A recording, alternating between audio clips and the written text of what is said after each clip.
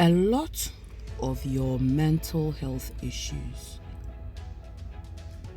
stem from the fact that you were raised in a narcissistic family cult.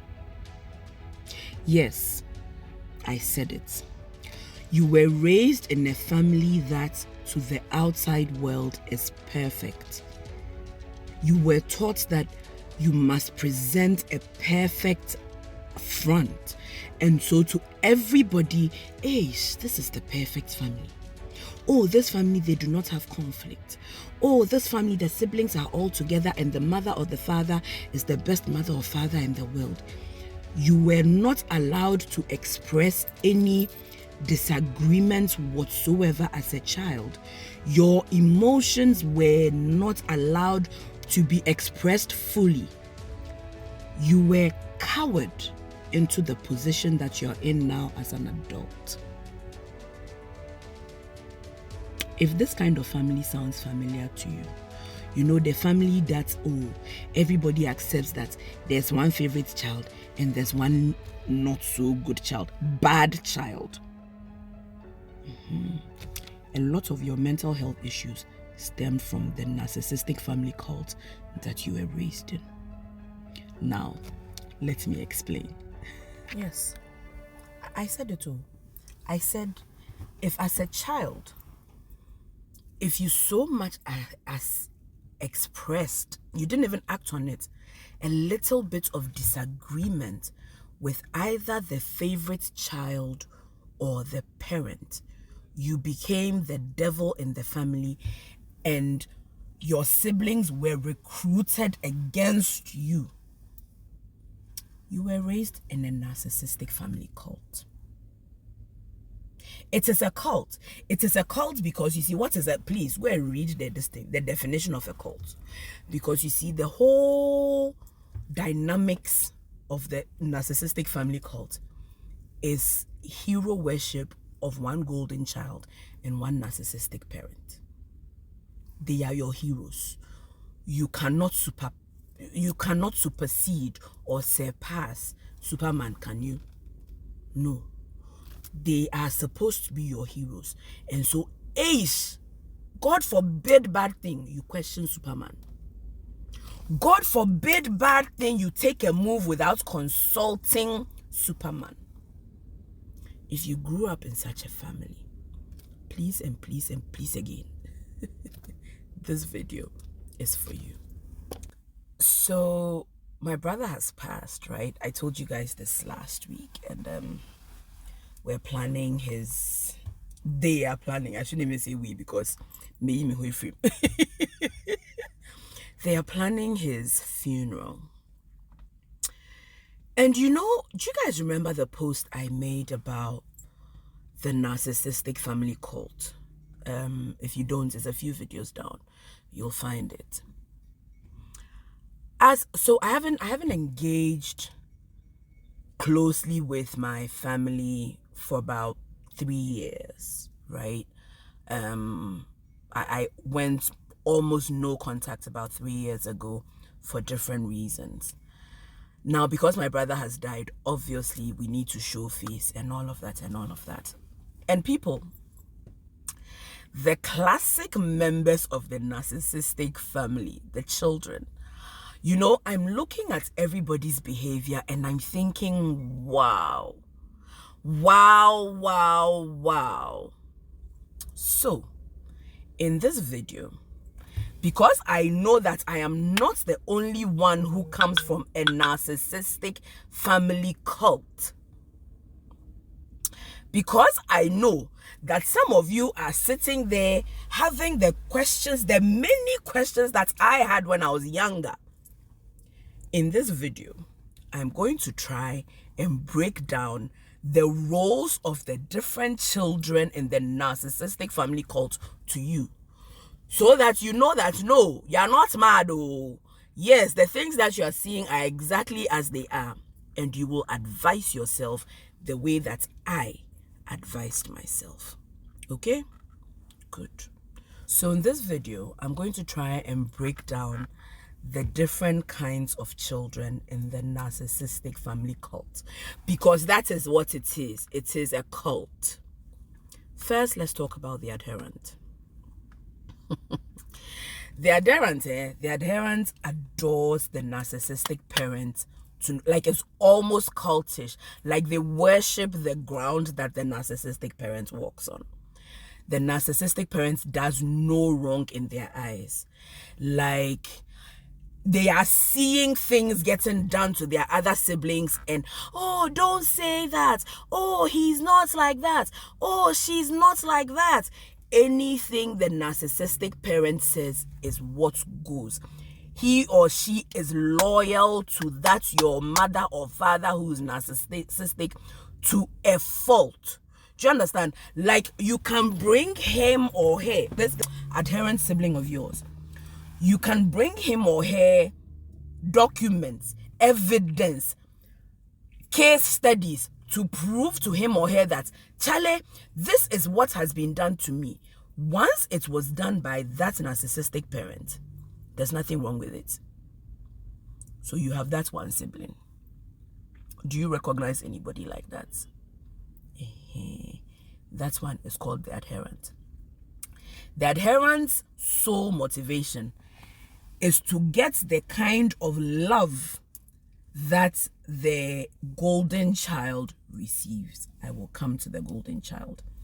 So his or her whole motivation is, I must please this narcissistic mommy or daddy to a point where I receive a little of the love that my golden child sibling receives, a little of the attention, a little of the affection. Do you understand? So the adherent is usually employed by the narcissistic parent to be like their right-hand man. And because the narcissistic parent knows that, oh, as for this, my child, he or she will do anything I want or say, the parent uses that child to their advantage. So that is the adherent child. Then there are the invisible children.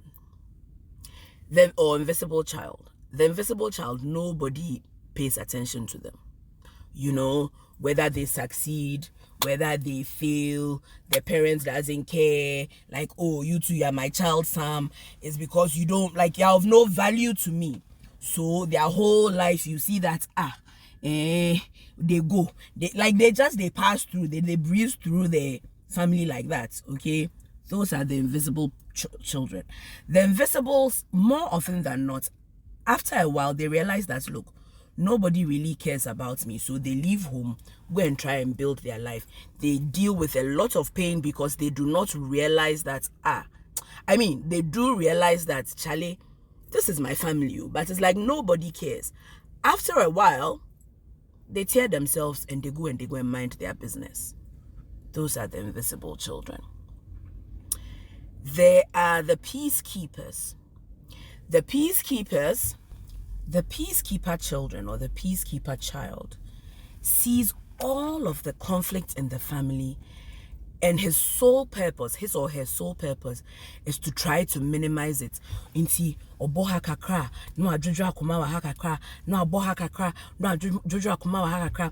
They're usually the clowns of the family. They make jokes. The whole family looks at them like, oh, this one is lightheaded. Oh, this one doesn't know anything. Oh, because he or she is always, I keep referring to he because in my family dynamics, I have recognized the peacekeeper and it's a he. So he's always placating here, placating there, trying to keep the peace, trying to, explain this person's situation. Nobody actually takes him seriously. Yes? But a child like that suffers from a lot of anxiety because he doesn't know on whose foot or on whose toes he's going to step to cause conflict. All he's trying to do is keep the peace. Take away the conflict from the family. He's the one who's always trying to organize, as a family, we can be this. I see other people's families, and I wish our family was like that, and why can we not be close? He or she sees all of the conflict, and his whole motivation, because he longs for a loving family, He's dealing with a lot of dissonance because he cannot understand how, these people are supposed to be my blood. So why is there so much infighting? That's the peacekeeper. I'm sure you recognize people like that in your family. Now, let us go to the precious golden child. Hey, precious. Before we come to the me's of your family, the black sheep, the golden child. The golden child is like the benchmark for the narcissistic parent. The perfect child. The child who does no wrong. The child who no other sibling is allowed to outshine or do better than. The golden child is specially favored by the narcissistic parent. They are the special one. They are the one that does no wrong. They are the perfect child. They are the benchmark. They are the ones that get their way with any and everything. How dare you try to outshine them? How dare you try to do better than them? How dare you overachieve than them? How dare you even take moves without consulting them? Like they become the proxy for the parent, the favorite child. That is the golden child. Do you understand? And if you do not play your roles accordingly, look, the narcissistic parent will employ the other children to gang up against you because you have gone against the golden child. Does that sound familiar? Yeah. I told you, you're in a narcissistic family cult. Then there's the you and me. Because if you're on my page, if you are here and you have made it thus far, me, you are the black sheep. We are the ones who see everything for what it is. We are the ones who will question everything, and after questioning, and we will bring the conflicts because no, this is not fair. No, this is not right. We will talk, and then one day we'll say, you know what? F you all, I won't do again. I'm gone. Does that sound familiar? Yeah. And after you are gone, you live with in fact, even before you are gone, you live in anxiety because you don't want to step on any toes. You are the one that they say, oh, this one is troublesome. This one is always causing fights. This one, I saw this child. Oh, this child doesn't let things. Yes, you are the ones who don't let things go. You are the ones who see the situation for what it is and don't just keep quiet. Because you see, the peacemaker, the truth seer and the peacemaker children, they see you, they just do not question the status quo because they struggle with their dissonance. They struggle with the fact that, but this is my mother, this is my father. Why should I, maybe they don't know. Please, they know what it is they are doing to you. I'm here to tell you they know. Anyway, it is because I'm the black child. That is why I can say it. So we are the ones who will call it out for what it is.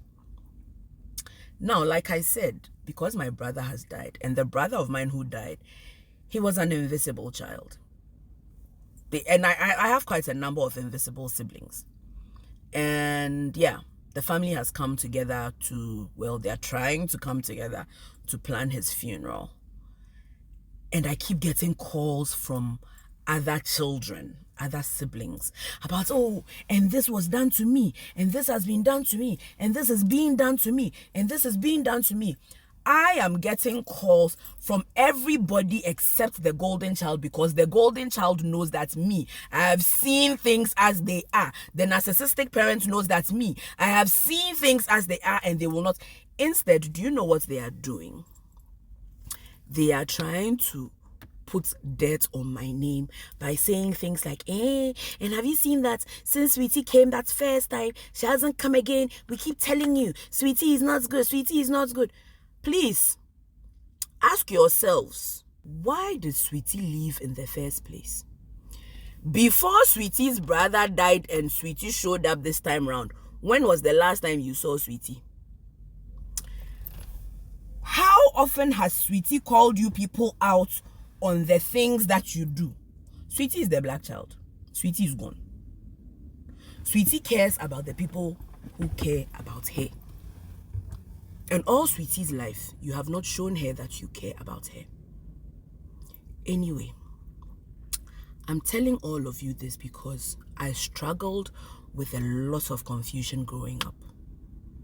And I've told several of you, go to therapy, go to therapy. Therapy will help you. Therapy will help you see your situation for what it is and help you take the moves that will save you from the downward spiral that you're in. You know that insomnia. You know that anxiety. You know that inability to make moves. You know that second guessing that you second guess yourself. When you go into therapy and you realize that in actual fact, the problem is not you. The problem is the environment you were raised up in. You will then start to take steps to look after yourself and get better. Go to therapy.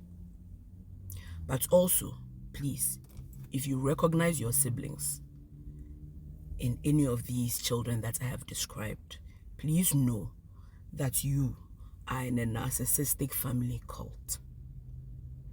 And the confusion that you feel, the gaslighting that you have been gaslit all your life, and you have been confused and you have been wondering, the questioning that you question yourself, hey, am I adopted? Why is it that they like Amma more than they like me? Why is it, oh, you've had a parent who has said, yes, Amma is my favorite child. And you have wondered that, but why me, dear, am I your fried fish? Please, this video is to tell you that you are not alone and it is not your fault. But you can get better. Go and seek help. Like I always say, guard your heart, guard your essence, guard your spirit, and stay safe out there. Love you.